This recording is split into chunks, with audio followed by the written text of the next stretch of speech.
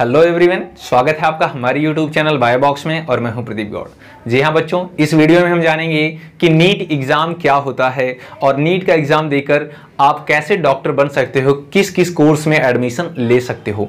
और हम जानेंगे कि नीट का एग्जाम देने के लिए, डॉक्टर बनने के लिए एलिजिबिलिटी क्राइटेरिया क्या है, पेपर पैटर्न क्या होने वाला है, और हम इसके साथ साथ जानेंगे कितने अटेम्प्ट आप दे सकते हो, एज लिमिट क्या है, बाकी सारी इंफॉर्मेशन के बारे में हम जानेंगे इस सिंगल वीडियो में, ठीक है। बट उससे पहले अगर आप फर्स्ट टाइम हमारे यूट्यूब चैनल पर विजिट कर रहे हैं तो प्लीज ढेर सारी इंफॉर्मेशनल वीडियो पाने के लिए और हमारे साथ बायोलॉजी को ट्रिक की हेल्प से पढ़ने के लिए यूट्यूब चैनल को हमारे सब्सक्राइब कर सकते हैं। तो चलिए देख लेते हैं सबसे पहले कि जो नीट होता है, नीट का फुल फॉर्म क्या होता है। तो एक्चुअल में नीट का फुल फॉर्म होता है national eligibility cum entrance test. जी हाँ, ये सेंट्रल गवर्नमेंट कराती है। आपको पता है कि दो तरह के टेस्टेस होते हैं हमारे इंडिया में, ठीक है। कैसे? एक स्टेट लेवल के टेस्ट होते हैं और एक सेंट्रल लेवल के टेस्ट होते हैं। तो जो नीट होता है वो नेशनल लेवल का टेस्ट है। इसका फुल फॉर्म मैंने आपको बताया, national eligibility cum entrance test. Okay, अगर हम बात करें कि कौन सी एजेंसी से कंडक्ट कराती है, तो जो एजेंसी है उसे कहते हैं एनटीए, नेशनल टेस्टिंग एजेंसी, ठीक है। ये इसे कंडक्ट कराती है। आपको पता है एनटीए ही क्या करती है, अभी जेईई को भी कंडक्ट कराती है, ठीक है। अगेन, जो नीट एग्जाम होता है वो किसके लिए होता है, ठीक है, कौन कौन से कोर्सेज के लिए होता है। तो देखिए, ये यूजी कोर्सेज के लिए भी होता है और पीजी कोर्सेज के लिए भी होता है। यूजी कोर्सेज में आप क्या क्या चीजें कर सकते हो, देखिए, आप सबसे बड़ा होता है बच्चों एमबीबीएस, क्या बात है, ठीक है, एमबीबीएस, फिर बीडीएस, डेंटल डॉक्टर, ठीक है, उसके बाद बीएएमएस, बीएचएमएस, बीएचएमएस, ठीक है, और बीयूएमएस एंड बीएससी नर्सिंग, ठीक है। अभी ये नया इंक्लूड किया गया है नर्सिंग को भी, ठीक है। बीएससी नर्सिंग भी अगर आपको करना है तो भी आपको क्या करना पड़ेगा, नीट का एग्जाम देना पड़ेगा, ठीक है। ओके, अगर हम बात करें पीजी कोर्सेज की, तो पीजी कोर्सेज में कौन कौन से कोर्सेज आते हैं, इसमें आता है बच्चों एमएस एंड एमडी, ठीक है। ये दो कोर्सेज होते हैं पीजी के लिए, ठीक है। और पीजी का कोर्सेज करने से पहले आपको, ठीक है, आपको यूजी करना पड़ेगा, यानी इन सब्जेक्ट में से किसी में क्या करना पड़ेगा, आपको यूजी कंप्लीट करना पड़ेगा। देन आफ्टर आप क्या कर सकते हो, पीजी का एग्जाम दे सकते हो, ठीक है। अगर हम बात करें एलिजिबिलिटी क्राइटेरिया क्या होने वाला है, अगर आप नीट का एग्जाम देना चाहते हैं, डॉक्टर बनना चाहते हैं, तो उससे पहले आपको क्या क्या क्वालिफिकेशन पूरी करनी पड़ेगी। तो जरा समझिए, क्वालिफिकेशन की अगर हम बात करें एलिजिबिलिटी क्राइटेरिया में, तो देखिए, आपको क्लास 12th पास आउट करना पड़ेगा। जी हां, पास आउट करना पड़ेगा। वो भी किस किस सब्जेक्ट से बच्चों, फिजिक्स, केमिस्ट्री एंड बायोलॉजी, ठीक है।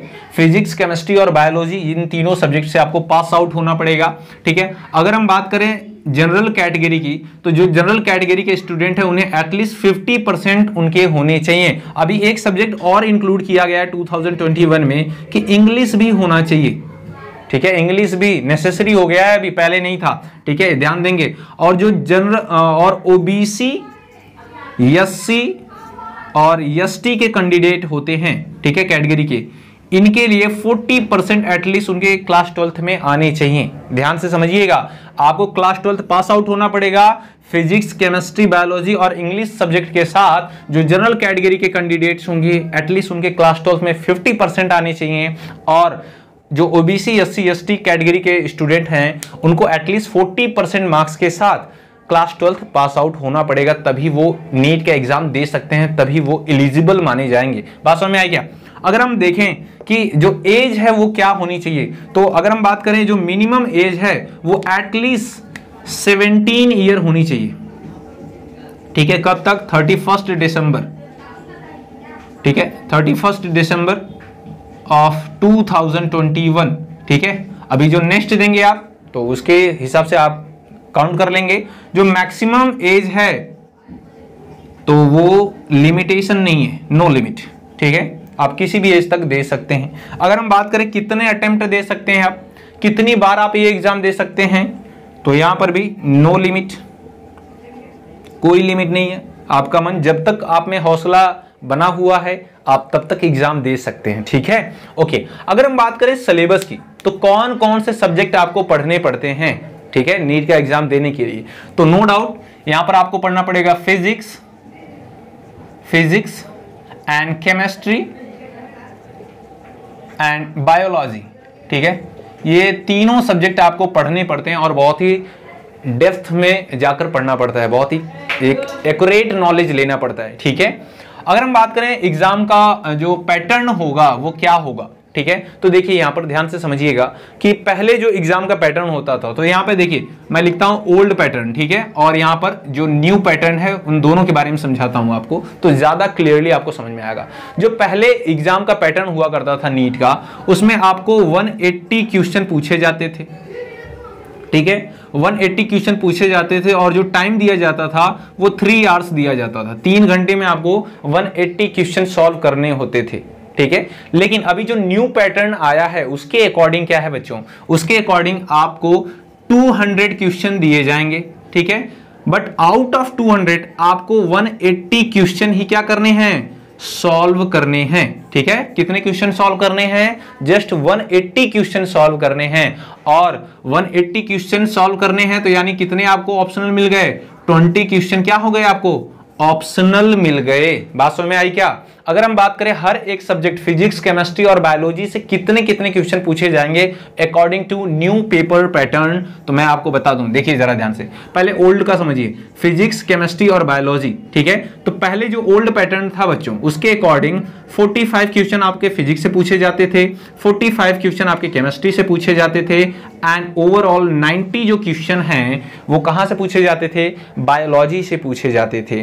तो अगर इन्हें आप काउंट करेंगे तो ये कितना हो गया, 180, ठीक है, 180 क्वेश्चन पूछे जाते थे। लेकिन अभी जो पैटर्न है उसके अकॉर्डिंग देखिए, फिजिक्स, केमिस्ट्री एंड बायोलॉजी, ठीक है, तो फिजिक्स से आपको कितने क्वेश्चन पूछे जाएंगे, 50, केमिस्ट्री से भी कितने क्वेश्चन पूछे जाएंगे, 50, वाइल जो बायोलॉजी है उससे कितने क्वेश्चन पूछे जाएंगे, 100 क्वेश्चन पूछे जाएंगे।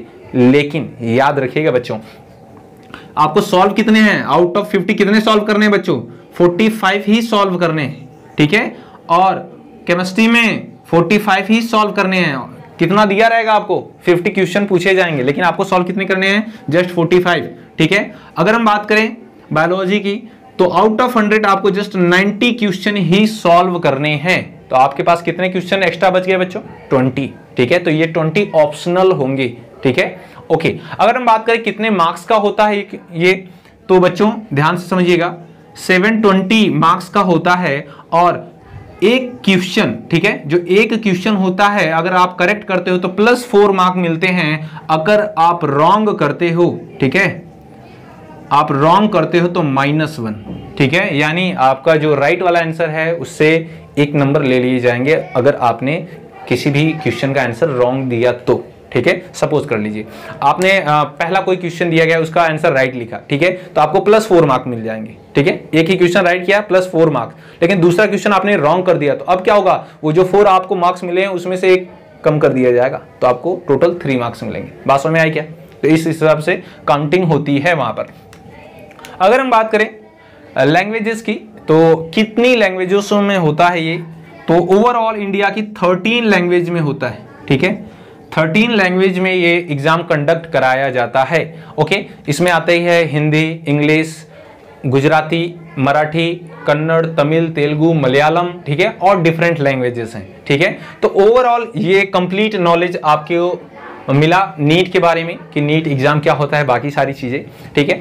अगर किसी पर्टिकुलर टॉपिक पर वीडियो चाहते हैं या फिर कोई इन्फॉर्मेशन और चाहते हैं आप, तो नीचे हमें कमेंट सेक्शन में आप मेंशन करिए, मैं उस पर्टिकुलर टॉपिक पर वीडियो बनाकर आपको प्रोवाइड कर दूंगा। तो ये इन्फॉर्मेशन आपको कैसी लगी हमें कमेंट सेक्शन में जरूर बताइए।